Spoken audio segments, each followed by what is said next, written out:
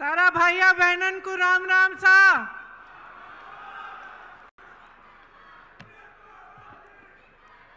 आदरणीय अशोक गहलोत जी, श्री सचिन पायलट जी, रंधावा जी, गोविंद सिंह दोतासरा जी, श्री सीपी जोशी जी, श्रीमती ममता भूपेश जी, प्रसादी लाल मीना जी, मुरारी लाल मीना जी, धीरज गुर्जर जी, जुबैर खान जी, रामजी लाल औध जी, अमृता धवन जी, वीरेंद्र राठौर जी, सभी उपस्थित नेतागण, पार्टी के कार्यकर्तागण, मेरी प्यारी बहनें, मेरे प्यारे भाई, आज मेरे लिए ये बहुत गर्व की बात है कि मैं श्री मेहंदीपुर बालाजी महाराज, पपलाज माता, देवनारायण भगवान जी और मीन भगवान के आशीर्वाद से आपके बीच आई हूं।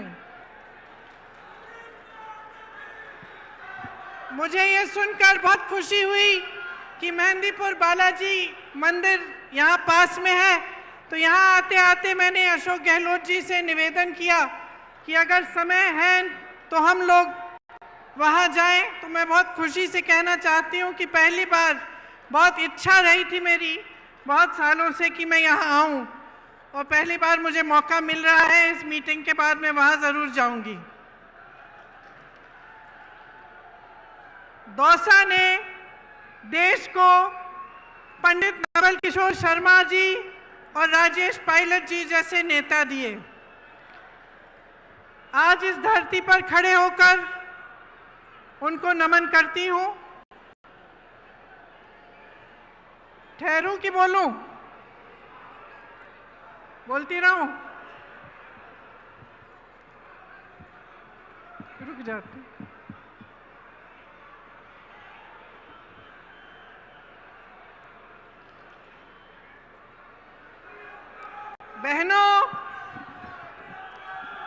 बहनों, आजकल आपके खेतों में बहुत काम है।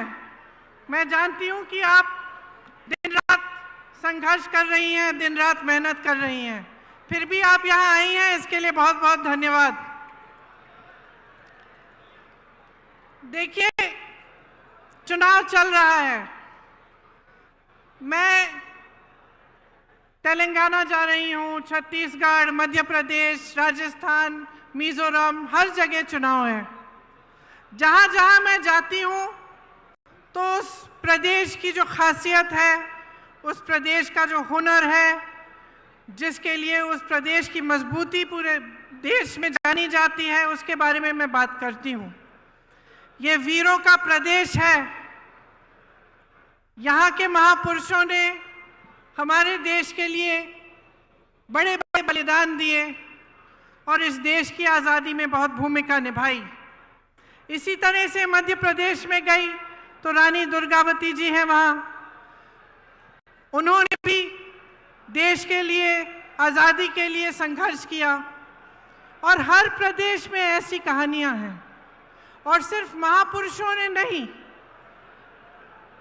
इस देश के जन जन ने देश को मजबूत बनाने के लिए और देश की आज़ादी के लिए बलिदान दिया है। देश के किसान ने संघर्ष किया है, देश की महिलाओं ने संघर्ष किया है, तभी ये देश आकर यहाँ पहुँचा है जहाँ हम आज हैं। तो जब हम सरकार बनाने की बात करते हैं, चुनाव की बात करते हैं, तो हमें ये सोचना बड़ा ज़रूरी है कि हम सरकार से क्या उम्मीद रखते हैं। ये देश, ये प्रदेश जिसके लिए हम सब मेहनत करते हैं, जिसके लिए हम सब संघर्ष करते हैं, इसकी सरकार हमारे लिए क्या करेगी, ये सोचना बहुत ज़रूरी होता है। आपका जीवन का सफ़र मुश्किल है। मेरी बहनें खेतों में काम करती हैं, घर गृहस्थी को संभालती हैं, बच्चों के परवरिश को देखती हैं। मेरे भाई खेती करते हैं, जो किसान भाई हैं, आपके बच्चे बड़े होकर जवान बनते हैं, सरहद पर देश की सुरक्षा करते हैं। आप इस देश की रीढ़ हैं, इस देश को आपने बनाया है। तो इस जीवन के सफर में जो संघर्ष से भरा हुआ है, मुश्किलों से भरा हुआ है, इस सफर में आप सरकार से क्या उम्मीद रखते हैं? आप सरकार से ये उम्मीद रखते हैं कि आपकी जीवन की जो मुश्किलें हैं उसे कम करने का प्रयास करे। आप सरकार से ये उम्मीद रखते हैं कि आपके जीवन संघर्ष में आपका साथ दे।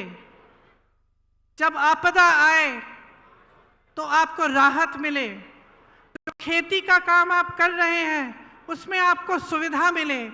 जो मेरी बहनें बच्चों के परवरिश कर रही हैं उनको मदद मिले, ताकि आपका भविष्य और आपके बच्चों का भविष्य, जिसके लिए आप दिन रात मेहनत करते हैं, वो उज्जवल हो सकता है। यही उम्मीद रखते हैं ना आप? ये उम्मीद रखते हैं आप सरकार से? तो इस उम्मीद को पूरा करने के लिए, सरकार चलाने के लिए, देश को चलाने के लिए एक सोच और एक समझ की जरूरत होती है। असली नेता जो होता है वो वर्तमान और भविष्य की ओर देखता है, अतीत की ओर देखता नहीं है। अतीत का आदर करता है लेकिन बार बार अतीत की बात नहीं दोहराता। वो आगे देखता है कि हम आज जनता को किस तरह मजबूत कर सकते हैं ताकि आगे बढ़कर उनका भविष्य और भी मजबूत बने। तो इस सोच के लिए, समझ के लिए एक तरह का नेता होना चाहिए। जैसे आपने देखा, आपके प्रदेश में कांग्रेस की सरकार है। अब जो सरकार है उसने पूरी तरह से आपका जो ये जीवन सफर है इसमें आपकी मदद करने का प्रयास किया है। और अगर आप पिछले 5 सालों का आप सफर देखें तो आप ये जरूर कह पाएंगे कि राजस्थान की जो कांग्रेस सरकार रही है उसने आपके जीवन सफर को मजबूती दी है और उसको आसान करने की कोशिश की है। जो नेता सचमुच चाहते हैं कि प्रदेश आगे बढ़े, देश आगे बढ़े, वो सिर्फ अपना मान सम्मान और अपने घमंड को नहीं देखते, वो जनता को देखते हैं कि जनता के लिए क्या अच्छा है। बड़ी बड़ी इमारतें बनाना, 20,000 करोड़ का नया संसद बनाना, 27,000 करोड़ के कॉन्फ्रेंस हॉल बनाने, 16,000 करोड़ के हवाई जहाज खरीदने अपने लिए, ये एक तरह के नेता करते हैं। भाजपा के आज नेता जो हैं वो सबसे पहले अपने अहंकार को, अपने मान सम्मान को बढ़ाने के लिए अपने लिए काम कर रहे हैं और अपने उद्योगपति मित्रों के लिए काम कर रहे हैं। आप सोचिए, जब देश के प्रधानमंत्री 8-8 हजार करोड़ के हवाई जहाज खरीद रहे हैं और वही प्रधानमंत्री कहते हैं कि किसानों का कर्ज माफ करने के लिए पैसे नहीं है, 27,000 करोड़ की इमारतें बनी जा रही हैं, वही कहते हैं कि ओपीएस पेंशन के पैसे नहीं हैं, अपने बड़े बड़े उद्योगपति मित्रों को देश की सारी संपत्ति दे चुके हैं। तो आप सोचिए, आपने भरोसा करके दिया, सत्ता दी, आपने खड़ा किया, आपकी उम्मीद थी कि आपके जीवन सफर में वो आपकी मदद करेंगे, आपकी उम्मीद थी कि जो देश की संपत्ति है उसकी हिफाजत करेंगे। लेकिन क्या हुआ? देश की सारी संपत्ति अपने बड़े बड़े उद्योगपति मित्रों को दे दी। जो 6,000 करोड़ की कंपनियां थी, लाखों की कंपनियां थी, उनको कम दाम में बेच दिया। जहां से आपको रोजगार मिल सकता था वो अपने बड़े बड़े उद्योगपति मित्रों को बेचकर प्राइवेट कर दिया। जहां आरक्षण मिलता था वो भी नहीं मिलेगा। तो आपने उम्मीद की, लेकिन आपकी उम्मीद को तोड़ा गया। आज ये नौबत आ गई है कि प्रदेश की सरकार महंगाई के राहत कैंप लगा रही है, क्योंकि देश की जो सरकार है, केंद्र की जो सरकार है, उसने इतनी महंगाई बढ़ा दी है कि आप गुजारा नहीं कर पा रहे हैं। तो ये जो नजरिया है इन नेताओं का, जो भाजपा का नजरिया है, उसको आपको समझना पड़ेगा। क्योंकि जब जब चुनाव आता है तो धर्म और जाति की बात करते हैं। धर्म और जाति की ऐसी बात होती है जो आपके दिल में, आपके जज्बातों से जुड़ी होती है। धर्म की सुरक्षा, धर्म को आगे बढ़ाने की बात, इसे कोई हिंदुस्तानी नहीं नकार सकता। ये ऐसी चीज है जिससे हम सबके जज्बात जुड़े हुए हैं। लेकिन आपको ध्यान से समझना पड़ेगा कि ये चुनाव के समय क्यों उठ रही हैं ये बातें।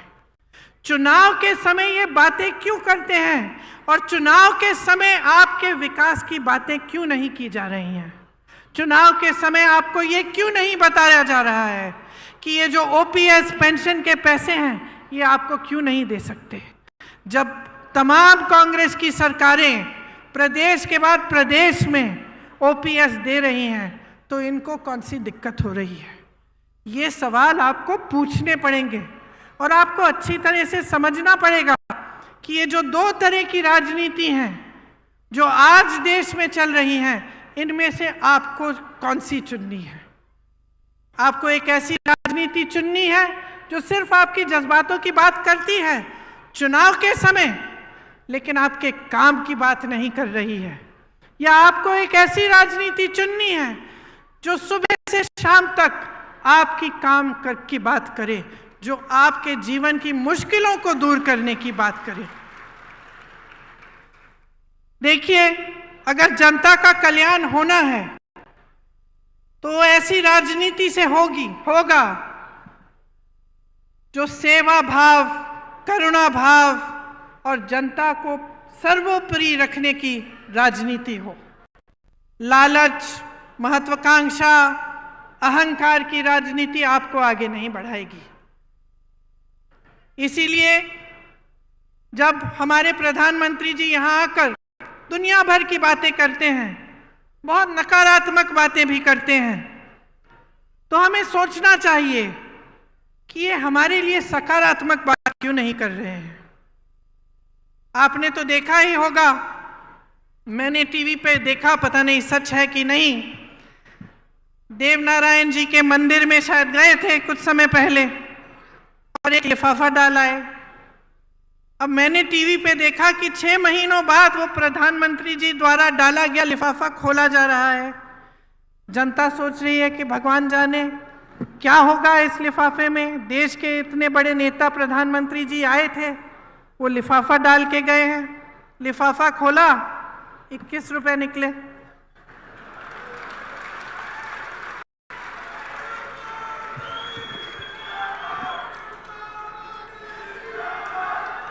अब आप मुझे बताइए कि एक तरह से यही हो रहा है देश में।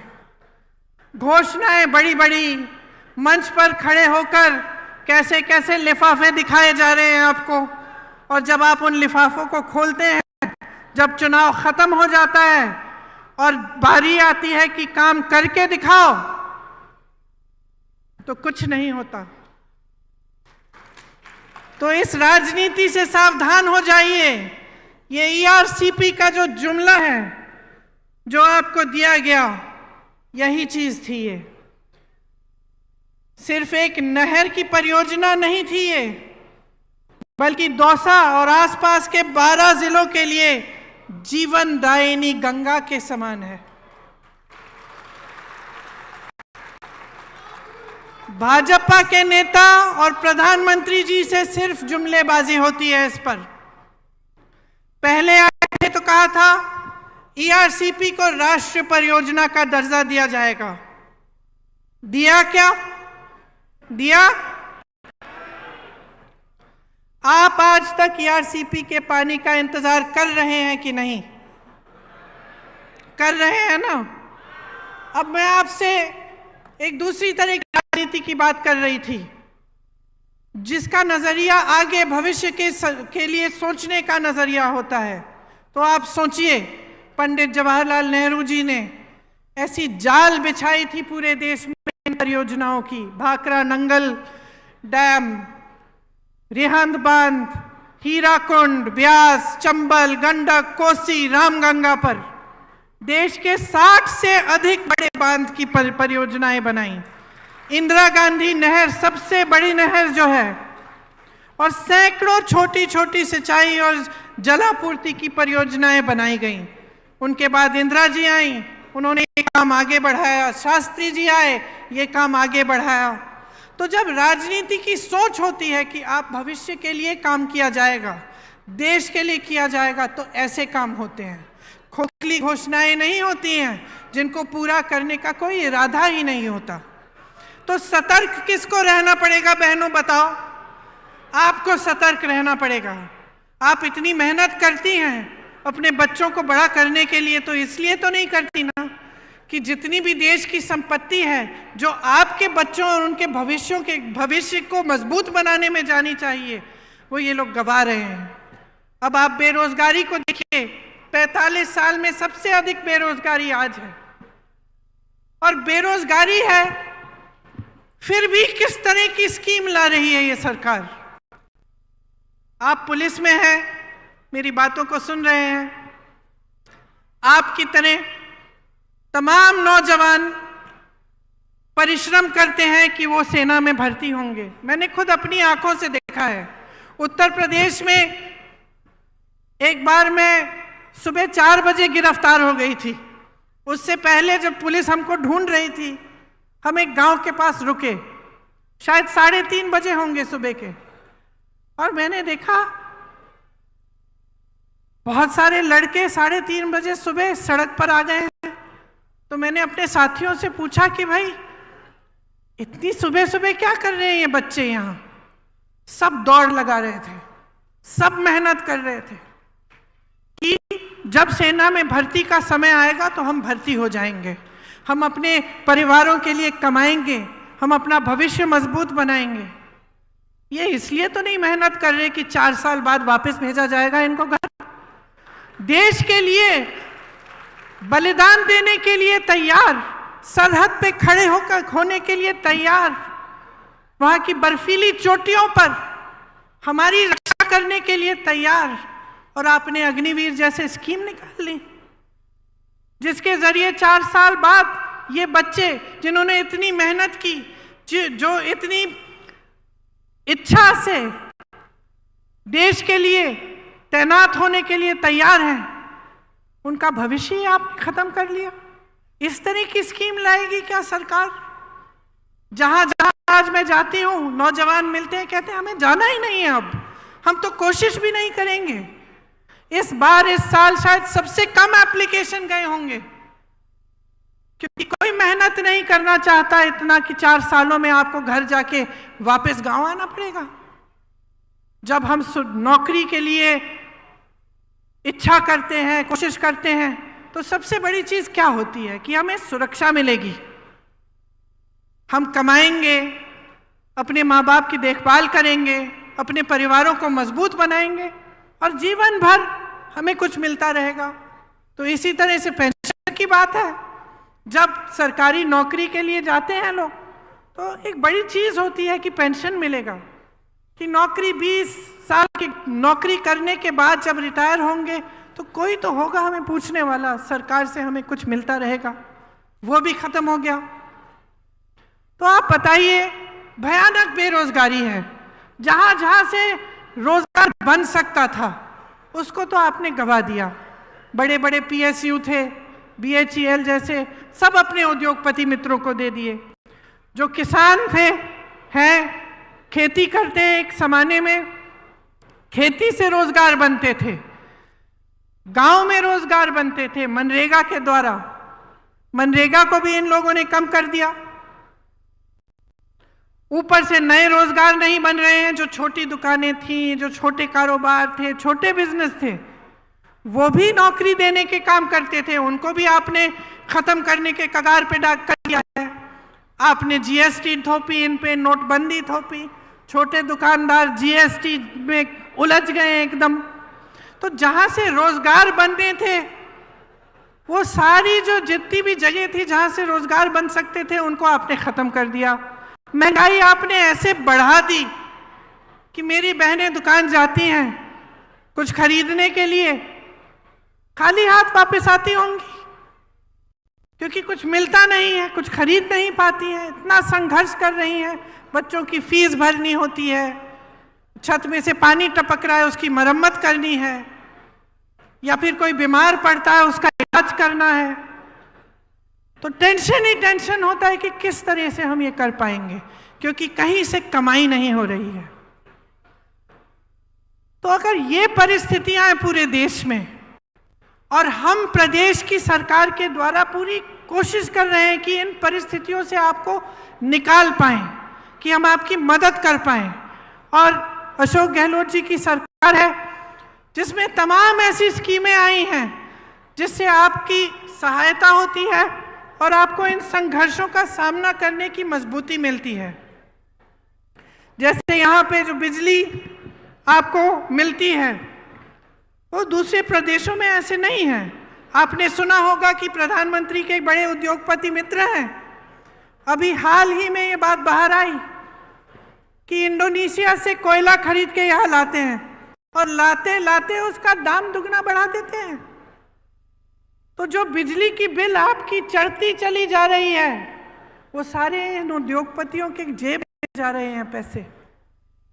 और सरकार को रोकना चाहिए, सरकार को रास्ता दिखाना चाहिए, लेकिन सरकार और इनको मजबूत करने का काम कर रही है और आपके जेब से पैसों को निकाल कर अपने बड़े बड़े उद्योगपति मित्रों को दे रही है। तो जैसे मैंने कहा, अब राजस्थान की हमारी प्रदेश की सरकार है। आप जानते हैं कि महंगाई के राहत कैंप राजस्थान सरकार ने आपके लिए लगाए। किससे बचाने के लिए? उस महंगाई से बचाने के लिए जो केंद्र सरकार की वजह से, जिससे आप जूझ रहे हैं। आप जानते हैं कि राजस्थान प्रदेश में, आपके प्रदेश में जो स्वास्थ्य की योजना है, जो स्वास्थ्य के लिए बीमा आपको 25 लाख का जो मुफ्त का इलाज मिल रहा है, ये किसी और प्रदेश में आज तक नहीं है। पहला प्रदेश है। शायद अभी अभी छत्तीसगढ़ में भी कुछ समय पहले शुरू किया गया है, वो भी कांग्रेस की सरकार है। ग्रामीण क्षेत्रों के लिए 1000 इंदिरा रसोई बनाई गई हैं। ये भी राजस्थान सरकार का काम है। इसमें आपको 8 रुपए पे भरपेट भोजन मिल रहा है। गैस सिलेंडर की जो सब्सिडी है, इसके तहत आपको 500 रुपए में सिलेंडर मिल रहा है, जब भारत सरकार ने इसको 1100 से 1200 रुपए का किया था। मेरी बहनों के लिए इंदिरा गांधी स्मार्टफोन योजना के तहत मुफ्त मोबाइल मिल रहे हैं। 1 करोड़ से ऊपर उपभोक्ताओं का बिजली का बिल शून्य आया है। और ये तब जब मैंने आपको समझाया कि किस तरह से केंद्र की सरकार उन उद्योगपतियों को आगे बढ़ा रही है जो आपके जेब से बिजली का पैसा छीन रहे हैं। राजस्थान में आज मिनिमम इनकम गारंटी एक्ट लागू है। ग्रामीण रोजगार की तर्ज पर शहरों में भी रोजगार गारंटी दी जा रही है। 5 लाख गिग वर्कर्स को कानूनी सुरक्षा दी है। इनको कोई नहीं पूछता बहनों और भाइयों, जो गांव में रोजगार नहीं मिलता शहर चले जाते हैं रोजगार ढूंढने के लिए, और शहर में गिग का काम करते हैं। कहीं पे डिलीवरी हो गई, कहीं पे जाके कुछ देना है, ये सारे काम करते हैं। उनको कोई नहीं पूछता, कोई नहीं पूछता कि इनको कितना पैसा दिया जा रहा है, कैसे काम कर रहे हैं। यहाँ राजस्थान की सरकार ने खास इनके लिए भी कानूनी सुरक्षा दी है, ताकि कोई कम पैसे न दे पाए, कम वेतन न दे पाए। 309 नए कॉलेज बने हैं। मैं कल परसों तेलंगाना में थी, एक सरकारी यूनिवर्सिटी नहीं बनी वहां 5 सालों में। यहाँ 309 नए कॉलेज, 9 नई सरकारी यूनिवर्सिटी खोली गई हैं। क्यों? क्योंकि यहाँ कांग्रेस की सरकार है। जहां दूसरी सरकारें हैं, आपको मालूम है उस प्रदेश में क्या हो रहा है? एक भी सरकारी यूनिवर्सिटी नहीं खोली है, लेकिन प्राइवेट यूनिवर्सिटियां खूब खोली हैं ताकि जनता को फीस की मार पड़े और उनको मजबूरन प्राइवेट में जाना पड़े। हर जिले में यहाँ पर अस्पताल और नर्सिंग होम खोले गए हैं। सरकारी नौकरियों में ठेका की प्रथा खत्म हो गई है। 21 लाख किसानों को 14,000 करोड़ कर्ज माफ किए और अन्नपूर्णा फूड पैकेट के माध्यम से आपको गेहूं, दाल, चीनी, तेल, नमक और मसाले मिलते हैं। लेकिन बहनों और भाइयों, ये सब काम भाजपा को पच नहीं रहे हैं, क्योंकि जब हम अपने प्रदेशों में जहां कांग्रेस की सरकार है इस तरह का काम करके दिखाते हैं, तब उन पर मजबूरी होती है कि वो भी अपने प्रदेशों में करें और वो भी ऐसी घोषणाएं करें, और वो ऐसा नहीं करना चाहते। उनकी सारी सरकारें सिर्फ बड़े उद्योगपतियों के लिए चलती हैं, उनमें गरीबों के लिए, मिडिल क्लास के लिए कोई सोच ही नहीं है। उनसे पूछिए, प्रधानमंत्री जी जब यहां आते हैं उनसे पूछिए, वो ये कहते हैं कि आप मेरे नाम पर, मोदी जी के नाम पर आप वोट डालिए। पूछिए, क्या प्रधानमंत्री पद छोड़कर यहां आकर मुख्यमंत्री बनने वाले हैं? क्या उनको अपनी पूरी पार्टी में कोई चेहरा नहीं मिल रहा? पूछिए ना उनसे।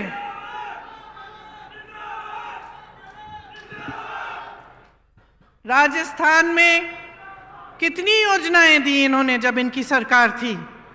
ईआरसीपी का जो वादा किया वो क्यों पूरा नहीं किया है अभी तक? बहनों और भाइयों, मसला साफ है।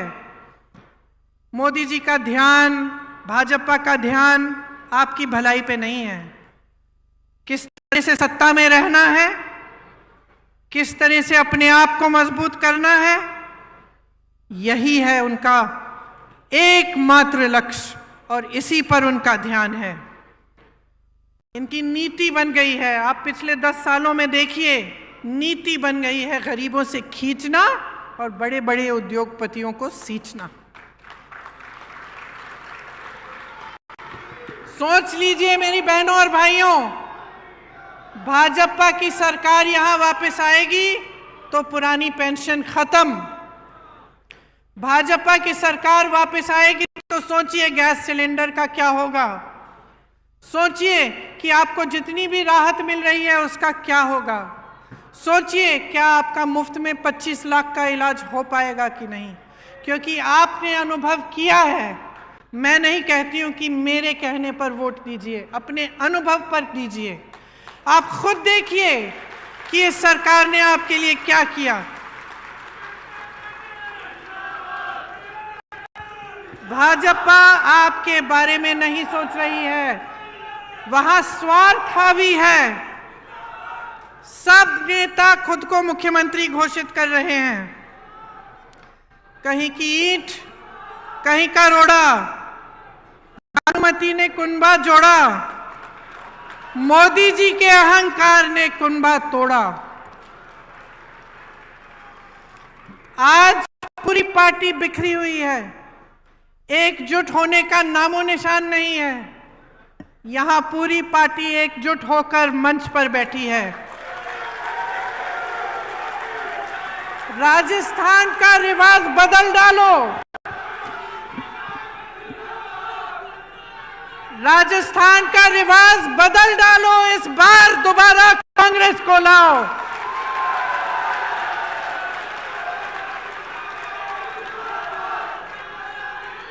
इस बार आंखें खोलकर अपना वोट दो कि आपके लिए कितना काम किया है, आपके लिए कितना संघर्ष किया है, आपके लिए कितनी योजनाएं लाए हैं, और आपके जीवन में तरक्की लाने के लिए जो सरकार दिन रात काम करेगी उस सरकार को अपना वोट दो।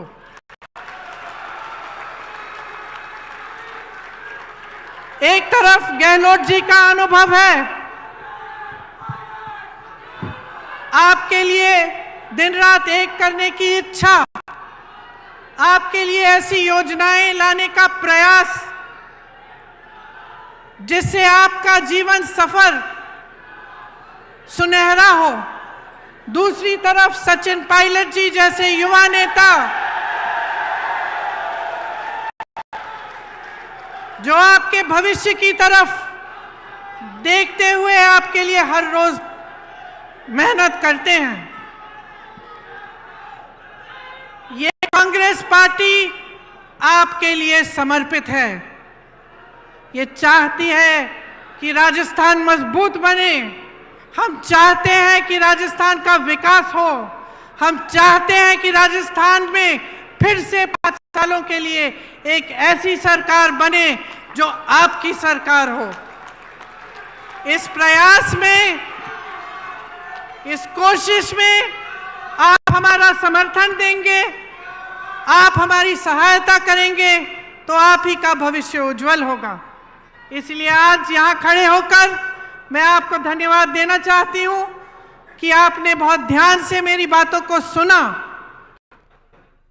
और मैं आशा रखती हूँ कि वोट देने के दिन भी आप इन बातों को याद रखेंगे और हमारे हाथ मजबूत करेंगे, कांग्रेस पार्टी की सरकार दोबारा बनाएंगे। जय हिंद, जय हिंद, जय हिंद।